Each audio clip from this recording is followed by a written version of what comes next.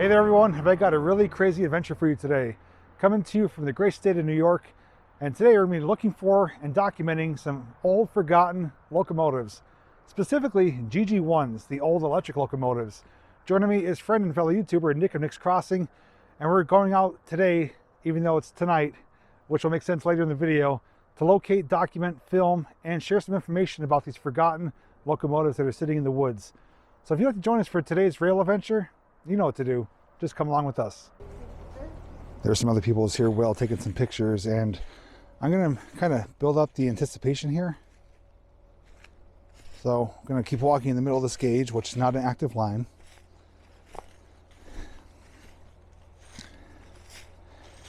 And what I'm seeing in front of me is nothing short of incredible.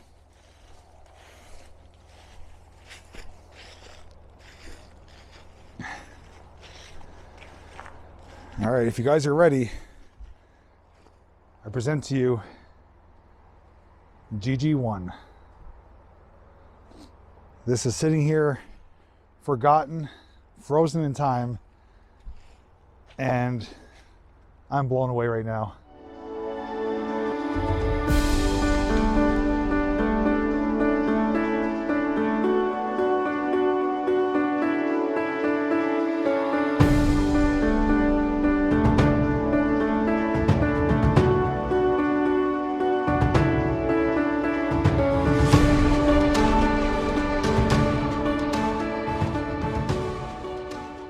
So in order to commemorate this experience, I am wearing one of my GG1 hoodies that are available on my merchandise shop if you want to check one out for yourself. This is from the Railroaders Memorial Museum in Altoona, but these are kind of special. The way we found out about them, I found out about them was from a railroad forum group that I belong to, where people were here earlier this year and took some pictures, shared a bit of information, and I sent pictures to Nick, and Nick's like, holy crap. He's like, we got to check those out.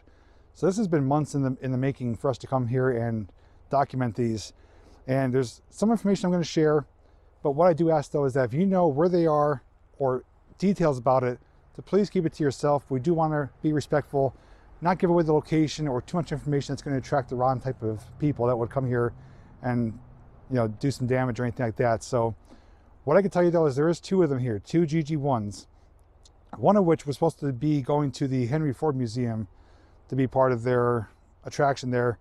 Never came to fruition. The other one though is sitting here, and the plans for the future of them is unknown, but they're, from what I was explained to and learned through my research, that these are sitting on a dead-ended track, which just means it's landlocked. There's no active track connected to these to move these out of here. So they're sitting here close to 10 years now, if not longer, and they're unable to move. They can't be pulled out of here or transported anywhere without extensive work being done to the existing rails and adding new rails connecting to an active line. It's a really big, expensive undertaking if they ever go that route. They are currently owned by a scenic railroad. They took possession of them at some point.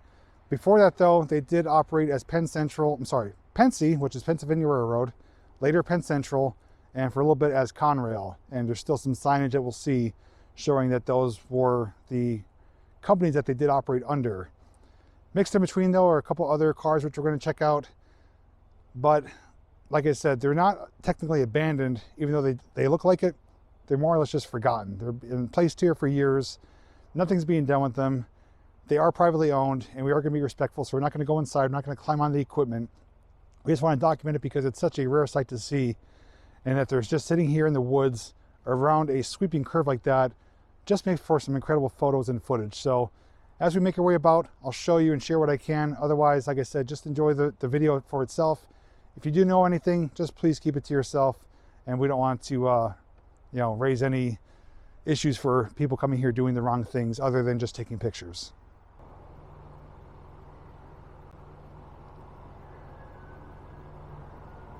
Looking at the rail here, it's well past its prime.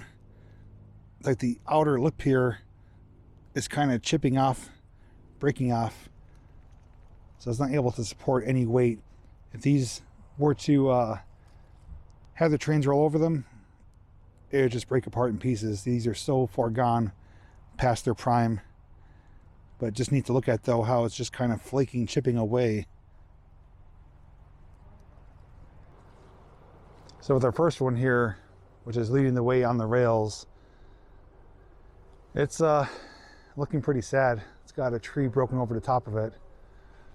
Where the headlight would be, the main light there is broken out with the glass completely hollowed out. Nothing there of anything, but it is also a door too. So it's an access door. And these are all the ports where they would plug up to connect to additional locomotives to run them in unison or in slave mode, I believe it's called.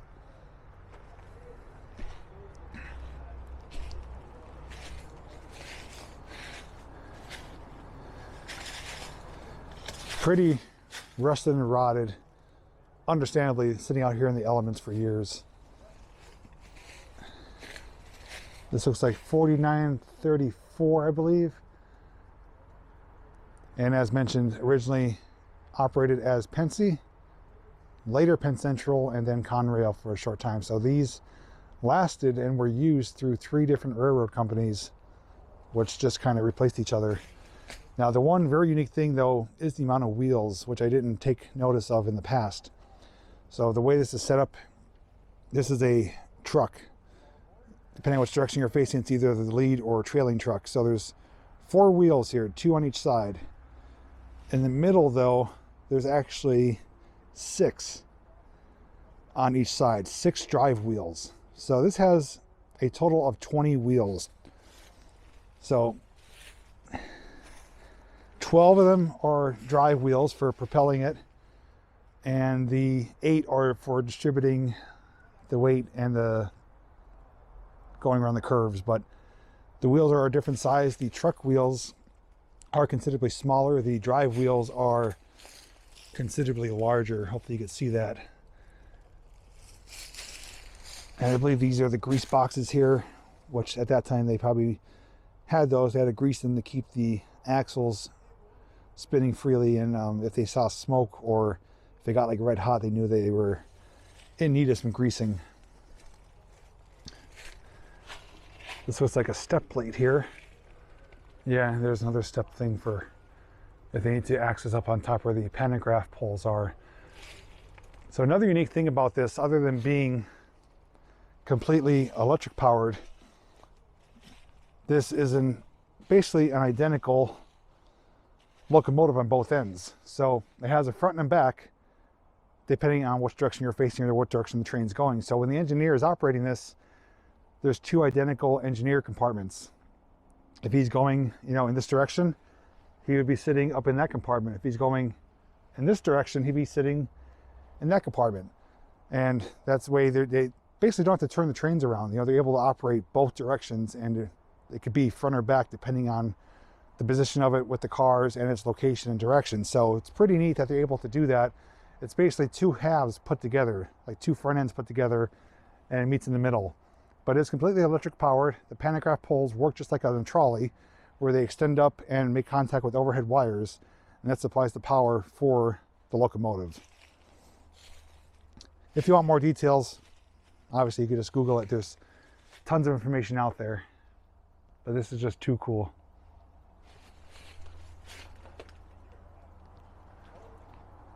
The logo is pretty faded there, but that is the old Penn Central logo. The vent up there. Here's the main manway. There's a step ladder going up to it where they access to get inside the engineer's compartment. Another step plate here.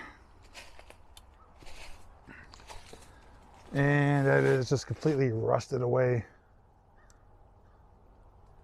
It's looking into the innards of the electric motors.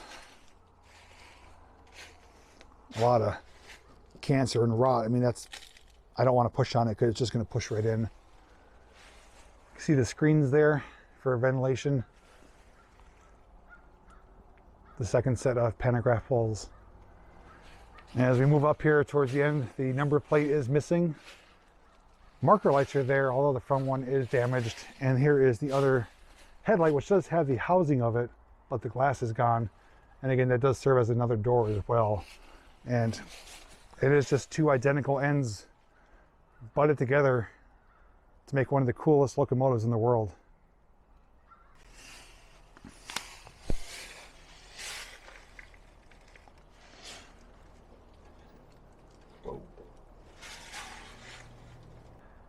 Coupled up to the GG1 is a box car. This looks like to be all metal.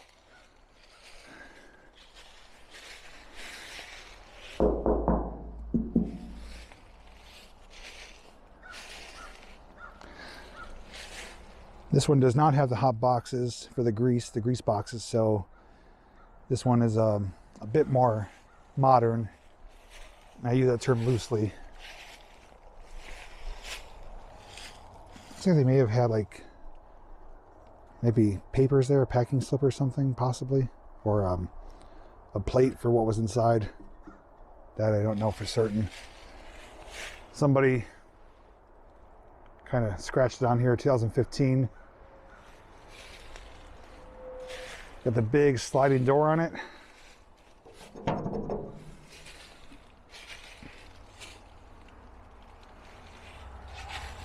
This is the rail the door slides on. Got a little ramp here to lock it up in place with the rollers.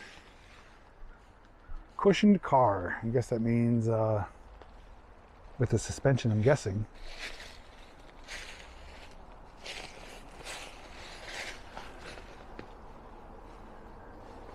Some old faded logo up there and some lettering which I can't make out. But there is some blue there and some type of design. It's just too far weathered.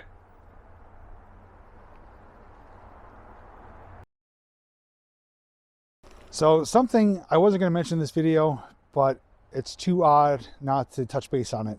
So when Nick and I arrived, you know, we're all excited to come out, start filming, start taking pictures. I started rolling with you guys, but it's before the video that you started watching, which I'll explain. So Nick was back there doing his intro on his camera. He has a brand new Sony, right? Yep. He never had any issues with it.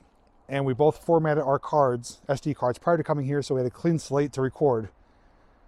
And within a minute or two of him filming, what did it tell you? It corrupted everything. I lost everything. He lost his footage that he filmed. Yeah. And it erased it off the SD card. So he had to reformat his card, start all over. I was almost at the end of the train cars here, which I thought I was recording the whole time. Come to the end to check back some footage. It said SD card empty. Now I know I was recording. I saw the red blinking light. I was recording for over 10 minutes. Nothing on the SD card. I had to reformat my SD card in order to get the footage you're watching right now. On top of that, his iPhone I had to reset it. Had to reset. So yeah. It just died on him. He had a full battery coming here. Yeah. So I truly don't know what's going on here. I don't want to speculate anything, but these things that happened don't really happen. I mean, no. I've had maybe one camera issue in my life where the SD card got corrupted, and that was due to water. For this to happen to both of us at the same time, at the same location, is kind of a little weird. Yeah. So hopefully nothing else happens. Hopefully it's just crazy randomness, but just be understanding that if something doesn't seem like it's flowing as smooth as it should in the footage, it's because we had to kind of stop and start over again.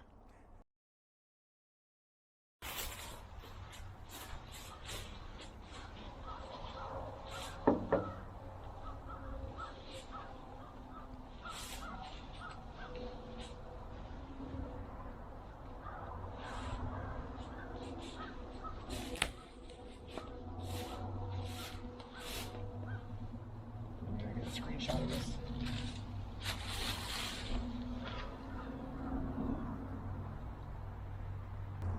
Behind the box car is tethered up another GG1, Nick in the middle there. This one is a little bit better condition. Still rusted and rotted, but not nearly as bad. The glass is out up there for the headlight. It is the kind of reddish maroon color that I am familiar with. It sounds kind of thin and weak though. But it's basically the same color as this one, which is at the Railroaders Memorial Museum. You can see the same color tone to it.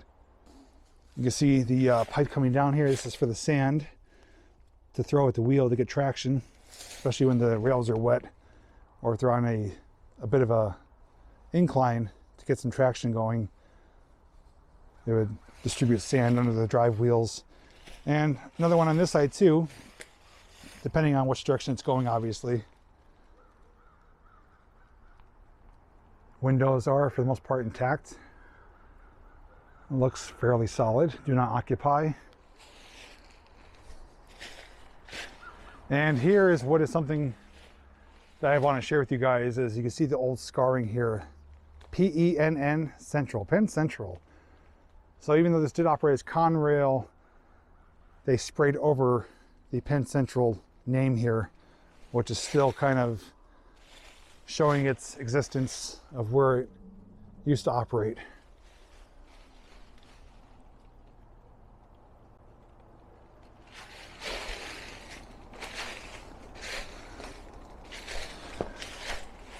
Another ladder here going to the manway. Somebody etched in that's not a real PRR keystone, and they also made swastikas too, like just ridiculous. Looks like this one still has some grease in it. That is saturated. So I was correct, it was a grease box, and there is grease in there.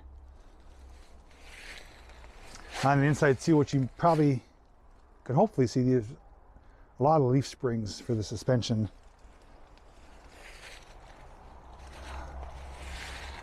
Fuel valve. Now I do know they had some type of engine on board, but it wasn't powered by fuel that I'm aware of was electric power. Maybe it been for something else. Hopefully I can get that information and share it with you guys. But if you do know, if I have it incorrect, feel free to correct me on what the fuel would be used for in this type of locomotive.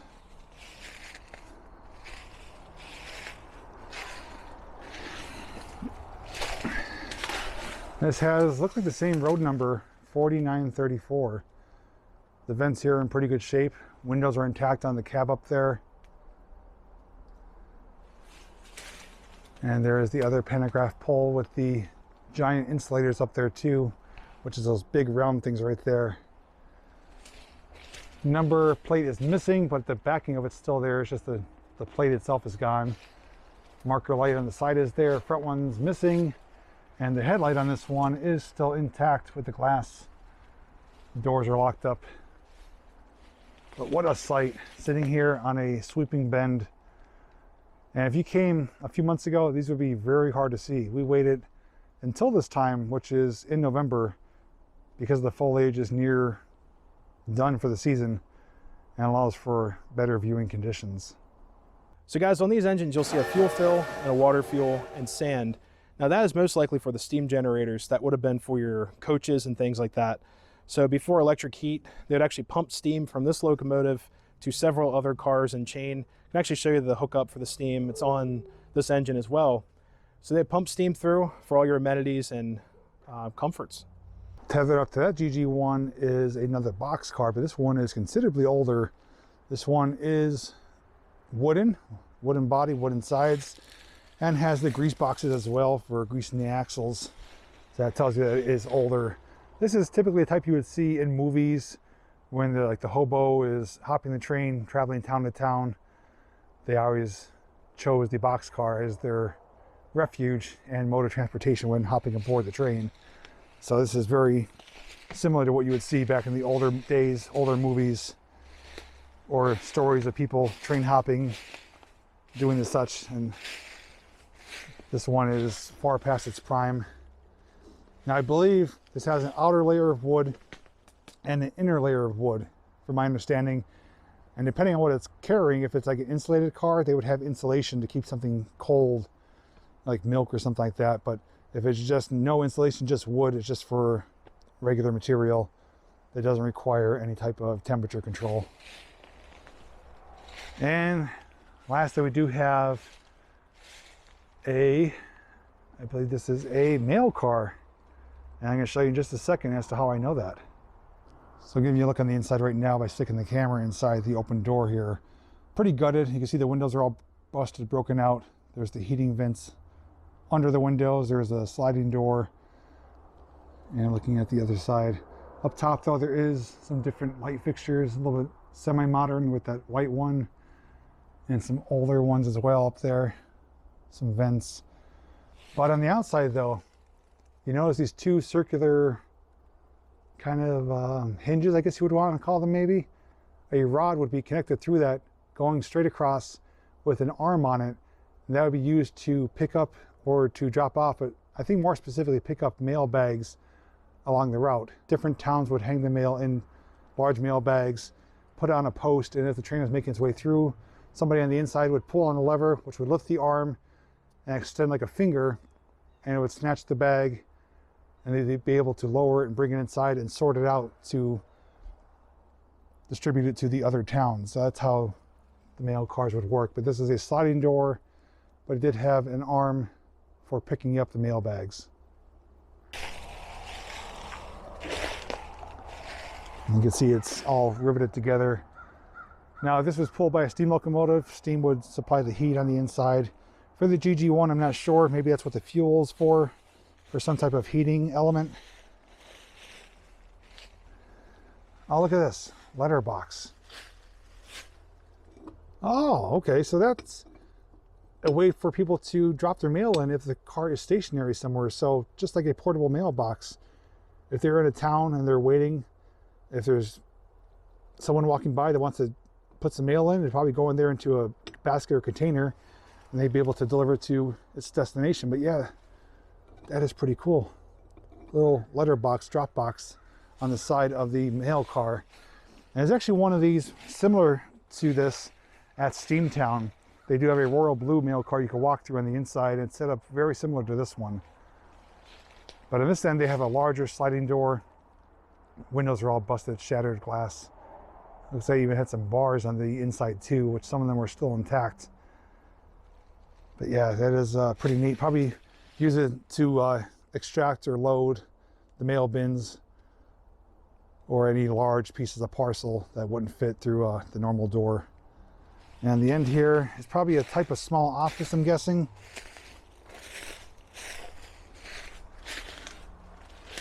It's barred up. Reminds me of like a little jail cell. It's probably an office or something for the maybe postmaster, possibly.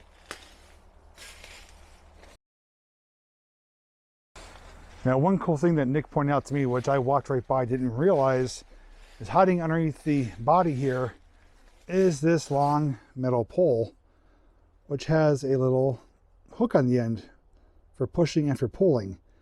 Now, I'm sure some of you could guess what that's for. I instantly knew, luckily, that they are for raising and lowering the pantograph poles. So if they were going in a different direction, needed to raise or lower, they'd have to pull that pole out and physically raise or lower that particular set. Now, I do want to tell you that if you enjoy this type of video, I encourage you to subscribe to the channel if you haven't already done so, because after this video, we have at least one, possibly two more locations close by that is related to railroading. There's an area that has what I want to call some old railroad relics, some old pieces of equipment along the roadside that I want to document for you guys.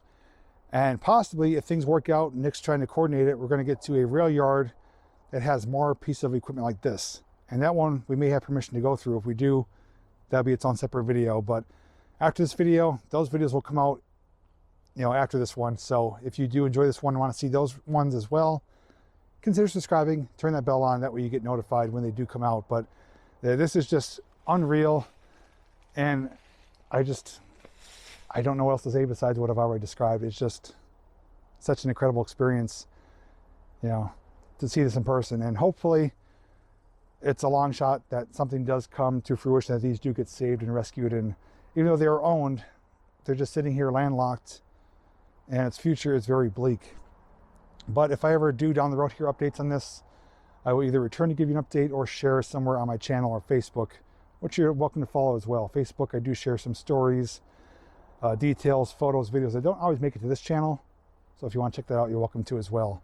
Shortly after this though, I'm going to do a quick photo montage of the photos I snapped here. But I do want to thank Nick for joining me. This is something we decided to do together. And of course, you know, you'll find his channel down below to see his take on today's exploration of these forgotten GG1s. Anyways, guys, thanks so much for watching. Don't forget, if you know the information or location, please keep it hush hush. We want to protect and preserve and just document for future generations to enjoy. But anyways, thank you so much for watching, and until next time, I'll see you in the next video.